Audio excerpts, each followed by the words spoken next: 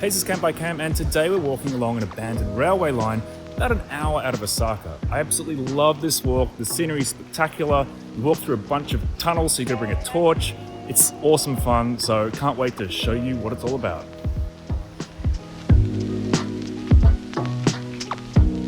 The section of track we're going to be walking along winds its way through the picturesque Mukogawa Gorge. It was once part of the JR Fukuyama line, but was left abandoned after the line itself was diverted.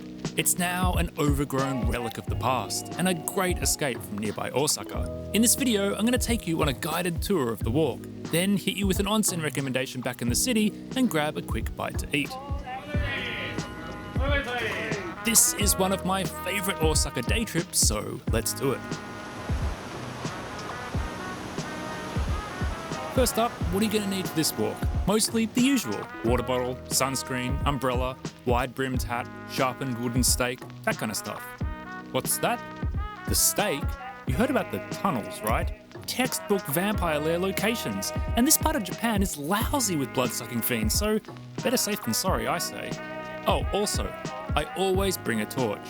While the flashlight on your phone will most likely be enough, it's never a bad idea to have a backup, and a good torch cuts properly through the darkness, like a blade plunged into a vampire's chest.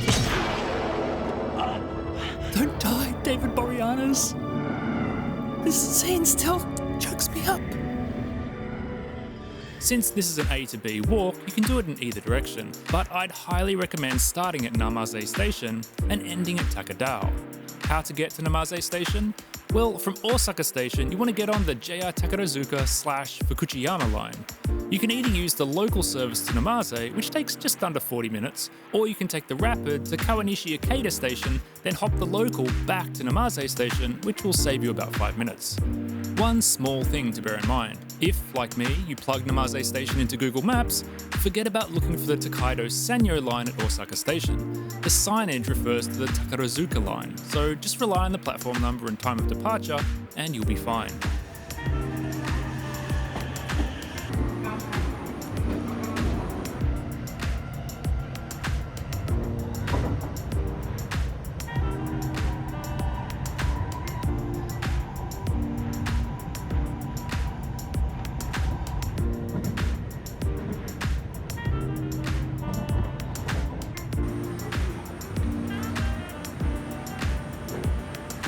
With that out of the way, turn right as you come out of the station and grab some supplies from the Co-op Mini on the left, as it'll be your last chance for a while. If they sell garlic bulbs and holy water, all the better.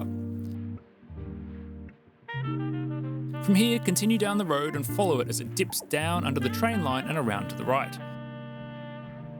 At the lights, turn left. You'll be walking along with the Muko River on your right. Keep following this road, straight at the lights, then along as it curves around to the right and gradually up. This part of the walk isn't a huge amount of fun given how busy the road is, but trust me, it's worth it.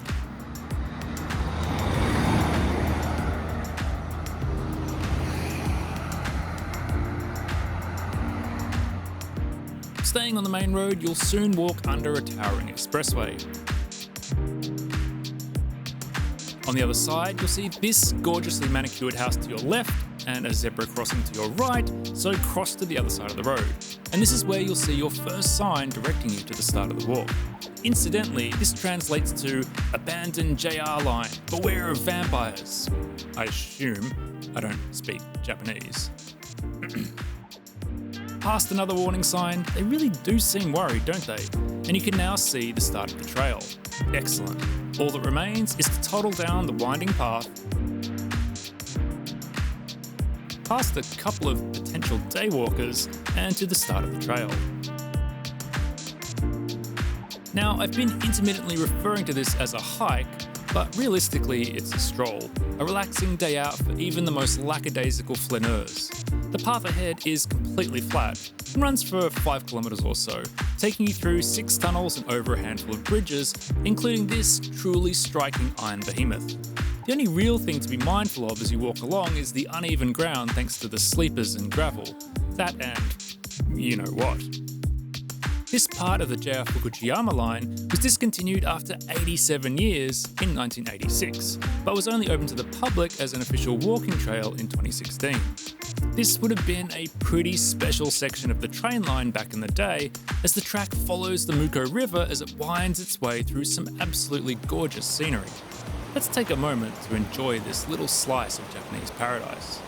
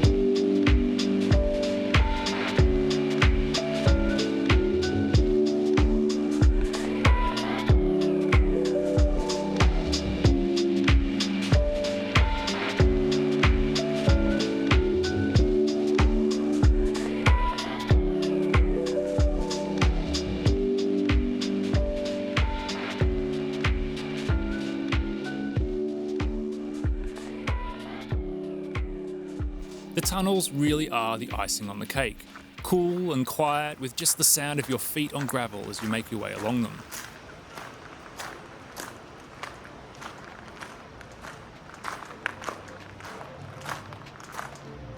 Only in Japan would I feel safe enough to just wander aimlessly down a pitch black, abandoned train tunnel and feel completely safe doing it. It's just the best country. The second one you'll come across is about 450 metres, long enough that if you turn your light off in the middle, it'll be completely pitch black with no light from either end bleeding through. It's well worth doing. It doesn't make for great video footage, mind you. Anyway, let's walk the trail for a bit.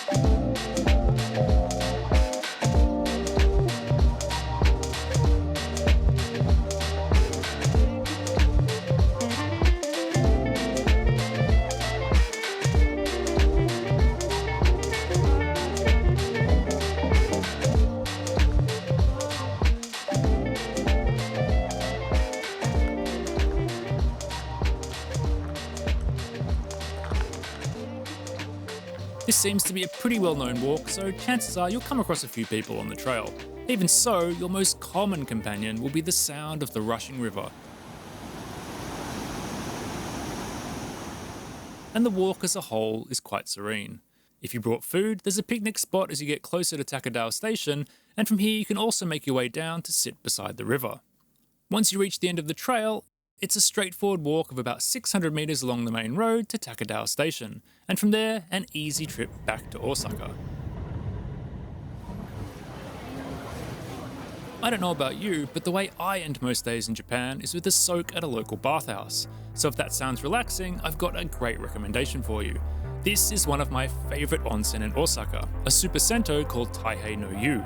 It's really central, a short walk from Dakokucho station, which you can reach via the Midosuji or Yotsubashi lines.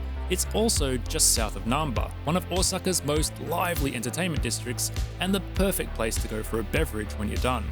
Now, be warned, as Taihei no Yu's website so subtly indicates, tattoos aren't allowed, and don't even think you can hide it! That said, there are stickers you can buy to cover up small tattoos if you want to chance it.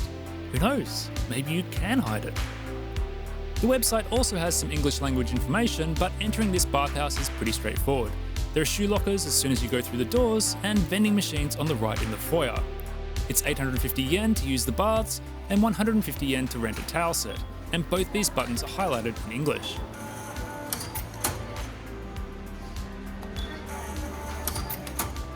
You can also pay an additional 750 yen for access to the bedrock baths, which have 3 types of rocks to lie on and a gender-mixed sauna. This also gives you access to the Sento's manga collection and relaxation area. To be honest though, I really only go for the baths, so I'll just tell you about those. After you've bought your tickets, give them to reception, grab your towels if you paid for them, plush toys not included sadly, and head on in.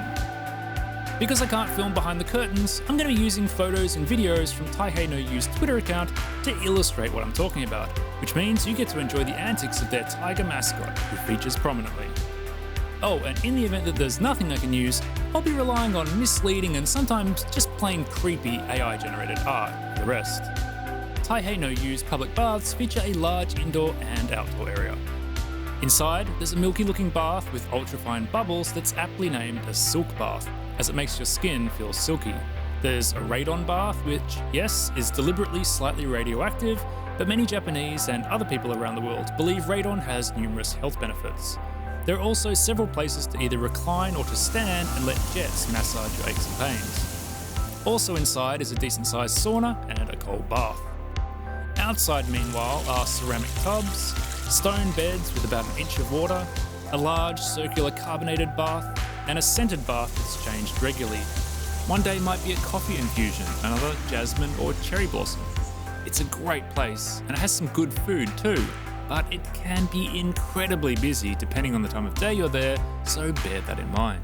Before we say goodbye to Taihei no Yu, I thought it might be fun to let AI take a crack at the text input, create a tiger mascot for a bathhouse in Osaka. You know, just to see if their already sterling furry friend can be improved upon. Okay, some of these are way too good. What else you got? Not bad. That's what I'm talking about. Oh boy. Those cold, dead eyes. Intriguing. Yeah, nah, yeah? I'd go to that bathhouse. Is that black?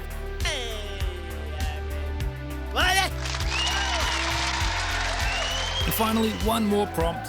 Make a tiger in the style of Totoro. I love it! Okay, before we wrap this up, as is tradition with any video about Japan, we need to bunk some food in. So here's my yakitori dinner at the restaurant chain Torikizoku. Chicken number. Delicious. Or, as the Japanese say, konnichiwa? I told you, I don't speak Japanese. Thanks for joining me on another day hike. I hope you found this video useful, and we'll bump into each other in a pitch black tunnel just north of Osaka one of these days. Please give it a like and subscribe to the channel if you want more Japanese day hike recommendations. And if there are any hikes you want me to cover, let me know in the comments.